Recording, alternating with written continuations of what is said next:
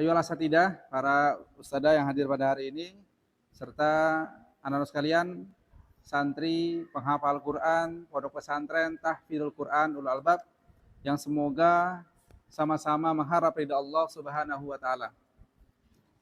Puji syukur pada Allah pada kesempatan malam hari ini kita diizinkan untuk dapat kembali bertemu dalam salah satu taman-taman surga.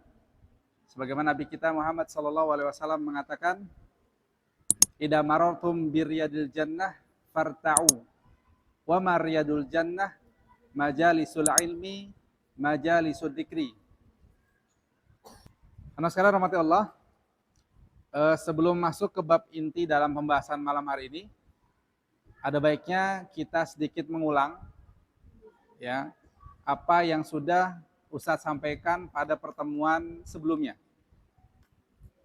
Anak sekalian, di pertemuan sebelumnya Ustadz pernah menyampaikan bahwa salah satu ya sebab hati kita itu terputus hubungannya atau rusak hubungannya kepada Allah Subhanahu wa taala adalah gara-gara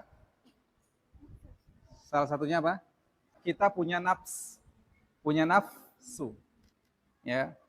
Yang mana nafs ini disebutkan oleh Ibnu Qayyim dalam kitabnya termasuk salah satu penyebab terputusnya hubungan kita kepada Allah Subhanahu wa taala.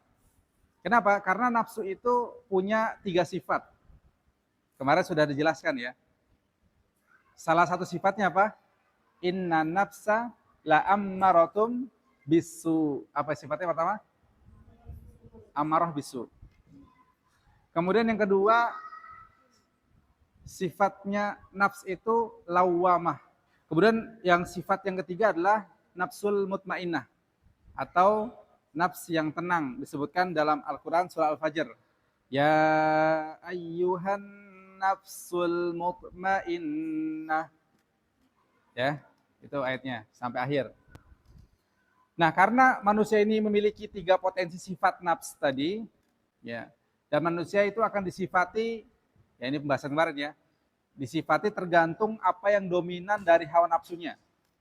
Ya, kalau kita lebih dominan untuk mutmainnah, ya artinya nafsu kita tenang dalam meninggalkan larangan-larangan Allah, betul-betul 100% tinggalin tanpa embel-embel, ya.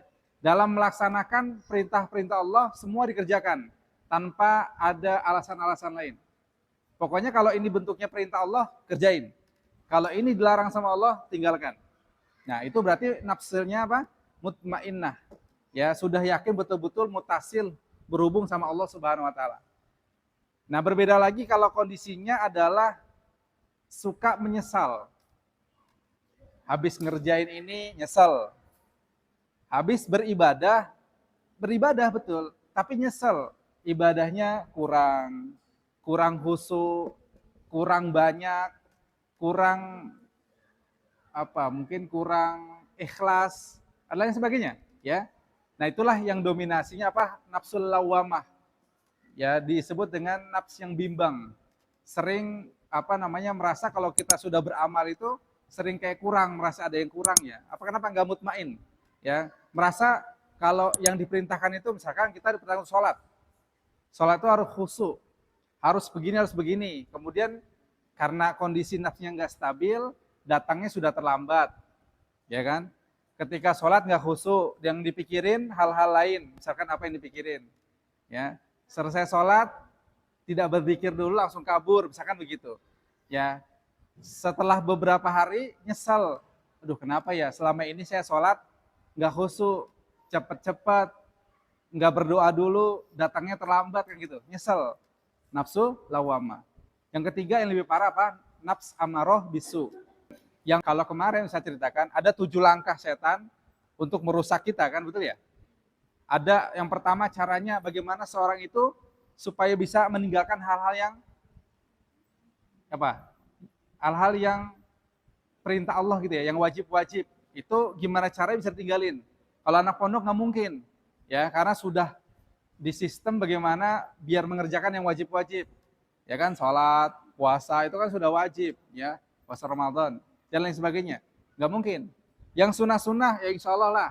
Ya tetap diingatkan untuk mengerjakan itu aman. Terus sampai yang nomor 7. Kalau udah 6-6-nya selamat, tidak bisa diganggu sama setan. Yang ketujuh apa? Diganggu lewat apa? Lewat teman. Ya kan? Sudah hatinya bersih nih, lurus, mutmainnah. Temennya datang. Iseng ngomongin apa? Ngomongin aja. Ah, soalim loh gitu kan. Wah berubah akhirnya tuh. Aduh, ya terasa gimana. Atau ada omongan lagi. Kamu kan dari gaya-gayanya sih nggak cocok di pesantren deh. Pulang aja sana gitu ya. Itu temen tuh. Akhirnya apa? Tadinya hatinya mutmain, tidak mudah tergoda sama setan. Gara-gara omongan teman jadi apa? Futur. Jadi putus asa. Oh iya ya, saya nggak pantas, saya pulang aja deh. Ya. Sudah rajin-rajin baca Quran. Ya, punya temen nih. Setiap hari kerjanya megang Quran terus. Dulu saya ketika pondok pesantren, punya teman begitu. Ya memang kelasnya beda sih. Ya, karena apa? Setiap hari kerjaannya megang Quran. Olahraga, berbelan. A'udzubillahi minasyaitonirrajim. Lagi makan, antri di dapur, antri nih. Kita kan antri, kalau antri kan asiknya apa? Ngobrol kan. Wah, gitu kan. Dia baca Quran. Bismillahirrahmanirrahim. Terus begitu. Setiap hari kerjaannya nggak pernah lepas dia baca Quran. Ya. Itu lurus kan, mustaqim kan. Hatinya mutmain. Ada temennya iseng. Lihat temennya begitu, apaan sih baca Quran mulu? Gitu kan gitu. Gitu kan. Jadi udahlah, baca Quran ini kurangin. Nah, akhirnya jadi berkurang. Kenapa? Gara-gara teman. Dia udah selamat dari gangguan nafsnya, sudah selamat dari gangguan setonnya. Manusianya yang ganggu. Makanya hati-hati. Kita harus kuat tuh semuanya. Gangguan nafs sudah bisa kita lawan, gangguan seton kita lawan. Nah, dari gangguan manusia juga dilawan. Ya, cara gimana? Udah nggak terlalu usah dengerin. Ya, kalau ada orang yang ngomongnya kok bikin kita down, pesimis, lain sebagainya nggak usah dengerin.